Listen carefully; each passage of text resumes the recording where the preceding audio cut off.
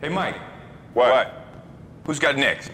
What's good, y'all? It's your man, Hezo. Welcome back to the Blacktop, where I always got next, you feel me? So it's been a few days since my last upload, and I'll be honest with you, I just really haven't had the time with the playoffs going on and everything, planning, wedding stuff, just a ton going on. But I want to talk about the playoffs, man, and this playoffs has been so unpredictable, and you just never know what outcome you're gonna get with all these games, with all these series, and it's just been so fun to watch. I hope y'all are enjoying it as much as I am. Subscribe if you are new, drop a like on the video, and let's get right into it. Now I wanted to record this video right after the first round to kind of do a first round recap, video, but I just didn't really have the time, like I said earlier. I watched a pretty good amount of games thus far. Now there were some that I did not tune into because of the late games.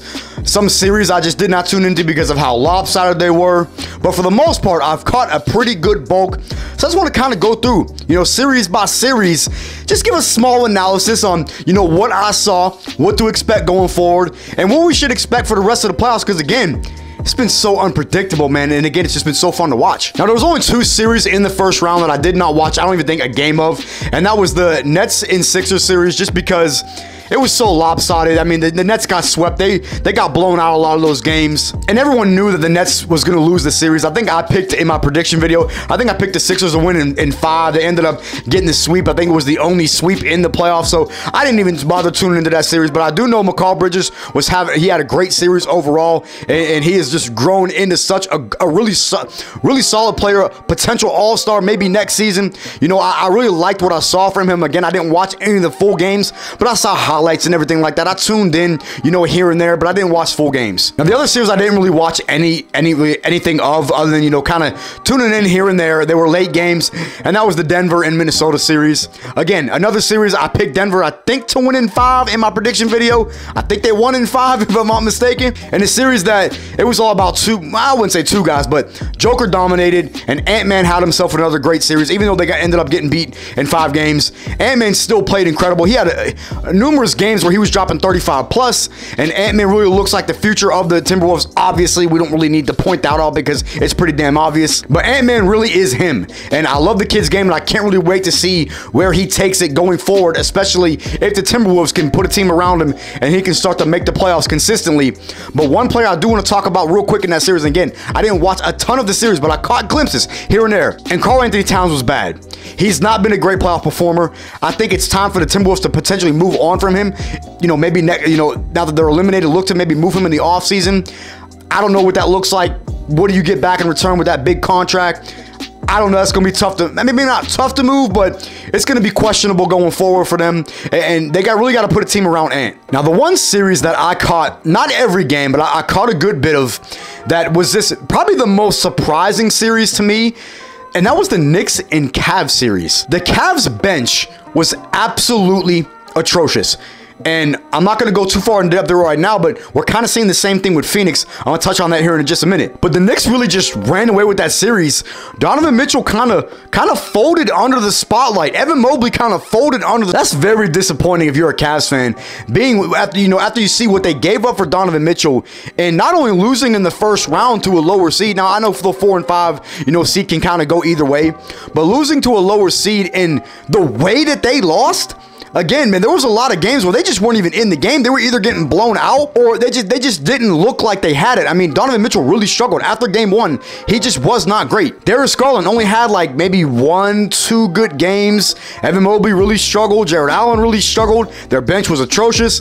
The Cavs really got to adjust or look to upgrade their bench in the offseason if they're going to be a contending team in the Eastern Conference, next year and going forward. But shout out to the Knicks, man. They dominated that series from start to finish, and Jalen Brunson really showed out, and I want to give the Knicks respect where respect is due. I did not pick them to win that series. I picked the Cavs to win in 6.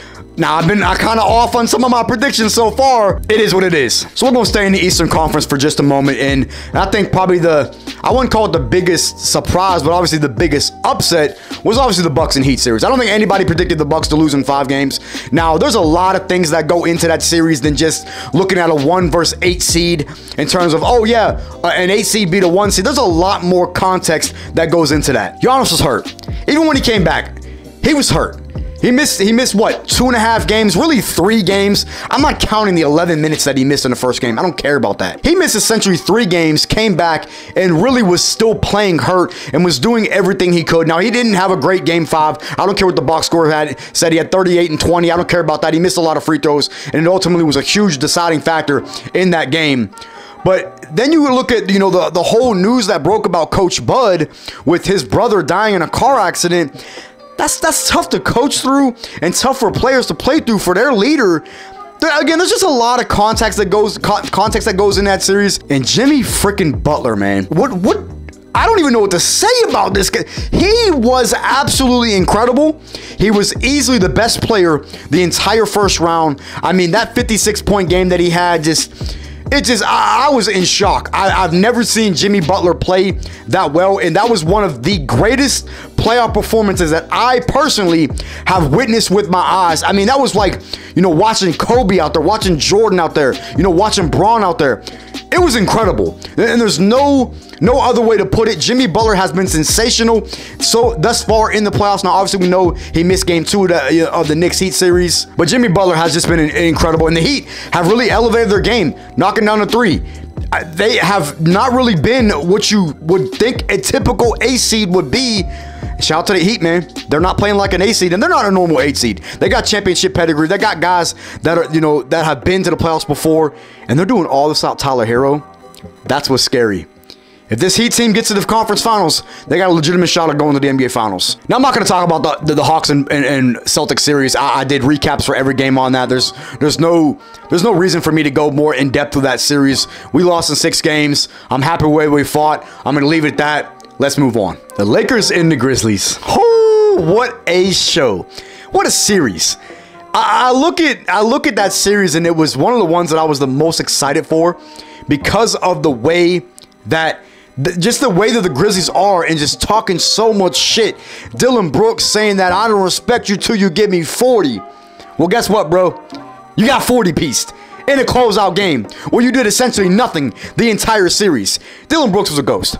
He was absolutely atrocious, and his stock has got to be down, going into the offseason. This is why you don't disrespect legends.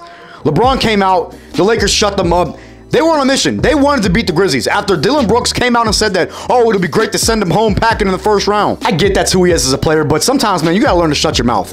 And I lost any respect that I did have for Dylan Brooks. I lost it in this series because of the simple fact that he was a coward and he couldn't even man up to talk to the media after they lost games, lost the series. I don't respect you, bro. You're trash. And that's why the Grizzlies don't want to bring you back. And Draymond said it best in his podcast when he went off on Dylan Brooks, and rightfully so. The dude's got to take a look in the mirror. He thinks he's better than he is. He thinks he's, an all-star caliber type player. Man, get the hell out of here with that, man. I'm not hearing that. Anthony Davis has been incredible all playoffs long. He doesn't put up eye-popping offensive numbers, but what Anthony Davis has done on the defensive end cannot be overlooked. He has been sensational, and there's no short of that. Averages 4 blocks a game through the first round against the Grizzlies. That's almost unheard of. The dude is playing elite defense. He's just playing elite basketball. When you look at game 1 against the Warriors and what he did, and going into that state, that arena and getting a game 1 win, putting up 30 and 23, Anthony Davis has been incredible. Now, the Suns and Clippers series was one of the series that I was the most excited for. Now, in my playoff prediction video, I did pick the Suns to win that series ultimately because of the Paul George injury. But Kawhi looked so great, man. He looked so great in games 1 and 2. And I thought the Clippers were going to win the series if Kawhi, could keep up that level of play. And it's just such a damn shame that we got robbed of a great series. Ultimately, we know that the Suns went on to win in 5 games because Kawhi missed games 3 through 5. Playing on a torn meniscus essentially in game 2. Just the 2 games that he had in game 1 and 2 was just so incredible to watch. And he was playing such great basketball. For them to lose in that fashion, no Paul George, no Kawhi in games 3 through 5. Just very, very tough if you're a Clippers fan, and very tough to watch as a basketball fan, knowing that we couldn't watch KD versus Kawhi, in which KD played well in that round. Devin Booker had an incredible series, but just a shame that we couldn't really see a great matchup like we thought it ultimately was going to be. And I'm very disappointed in that. So the last series in the first round, and probably the most exciting of them all, The only one that went to 7 games. Kings and Warriors, man. And I watched almost every one of these games. There was a couple of late ones, so I couldn't really stay up for. I'd either watch the first half and then, you know, check the score in the morning, catch the highlights and everything for the second half. But that was just such a fun series, man. It was so incredible watching the emergence of De'Aaron Fox, his clutchness ability and what he can do, and just the top tier point guard that he is. That game 7, man. That game 7 that Steph Curry put on, the show that Steph Curry put on in game 7. Again, one of the greatest performances that I personally have watched as a basketball fan in a playoff game, with the moment and everything on the road in a game 7. Just what more can you ask for out of a guy that, you know, that closes out the series giving you 50? That series was so fun to watch, man. I enjoyed every minute of it, and it did not disappoint. I picked the Warriors to win that series. I think initially I picked them in 6 games. They ultimately won in 7, but just so fun to watch. And shout out to the Kings, man. They played their hearts out. They're such a young team. They have a lot of room to grow and a lot of room to get better, but the Kings really battled out there, and, you know, they didn't really get much production out of a guy like Kevin Huerter. I'm not going to get into that. Sabonis really struggled in his moments throughout that series, but De'Aaron Fox was incredible. Malik Monk played relatively solid for most of the series. Keegan Murray really got going late in the series, and he was a huge factor. But again, man, this was probably the most exciting series that we watched over the entire first round, and it was just such fun basketball. And Curry is just absolutely incredible, man. What a series! So we're on to the second round, and I'm not going to really go too much further with this, but I've caught a handful of games. I didn't even watch the Boston and Philly game. What was it?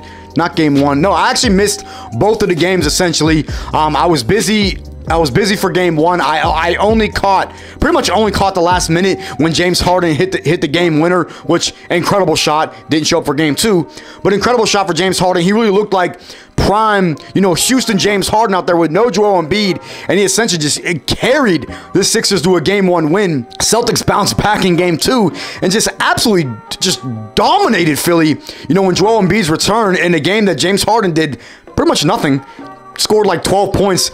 And the thing about the Celtics, man, is they're so inconsistent in this playoff series, and which, you know, kind of brings me to my point of, we don't know who the hell is the championship favorite at this point. If I had to pick a team, it's probably Denver, because of what they're doing to Phoenix. You know, they've just been dominating Phoenix, and that's because of the lack of bench, you know, that Phoenix has. And I pointed that out in, I think, maybe a previous video that's not really, or no, I was actually the stream, one of my previous streams. You know, and it's sad that's not really getting talked about enough is the minutes that KD and Devin Booker are logging. It's just not going to get it done against a team like Denver that has an outstanding starting 5, that has an outstanding bench, an outstanding coach. That shit's not going to work against them. You could play KD 44, 45 minutes, Devin Booker 45 minutes. You need more. You need more out of your other guys, your bench. You need more out of your other players, like a DeAndre Ayton, who has not played well with the lack of effort. I don't even think he wants to be in Phoenix. Now Chris Paul is hurt. He may not be able to go for, you know, games 4 and 5. I think he was already ruled out for game 3. It's not looking good for Phoenix, man. I picked this team to go to the finals, and my finals prediction is looking pretty bad because I picked the Bucks and the Suns in the finals with the Bucks being the champions. We know that ain't happening. But it's so hard to predict who's going to be the NBA champion after what we've seen, because there's just been so many blowouts. There's been so much inconsistencies. You know, you got a team like the Celtics who lose game 1 against Philly in a masterpiece that James Harden puts on, and then they come out and blow Philly out in game 2. You know, they struggled in moments against Atlanta. There's just so many inconsistencies. It's really tough to pick who the best team left in the playoffs, but if I had to lean towards a team, it's Denver, because they look the most complete. Now, Lakers and Warriors, a lot of people are calling this the NBA Finals.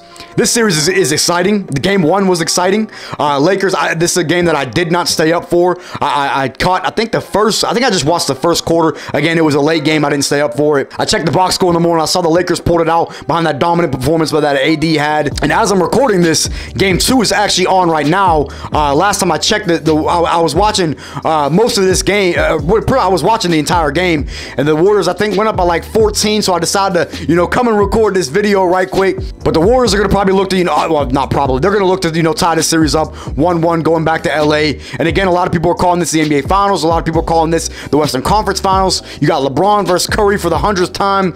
Just a great series. It's a fun series. I'm excited to watch the rest of this series. Hopefully we get some earlier games. I'm so tired tired of these freaking late games, NBA. I get it, the West Coast. I'm so tired of it. It's such a disbenefit to the guys, to the fans on the East Coast that have to stay up till 1 o'clock in the morning watching a playoff game. Nobody wants to do that, man. A lot of people work in the morning. NBA, get it together. So the final series that we're going to talk about for today's video, the Knicks and the Heat.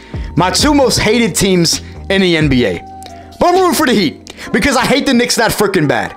And it would be nice to see Jimmy Butler carry an A seed, to back to a conference finals, which again, it's just the storyline that the Heat have gotten from their play and everything like that. They stole game 1 on the road in New York. That just was a game that New York, they kind of fumbled the bag on it. They had the game, in their hands, and they kind of gave it away. But Jimmy goes down in game 1 with that ankle injury, sits out game 2, but in a game that the Knicks won, not a very convincing win if you're a Knicks fan. Now, I know Knicks fans, of course, are all crazy on Twitter like they just won the freaking championship, which that's Knicks fans for you. But Jimmy's going to come back, I feel like, in game 3, and he's going to put on a show.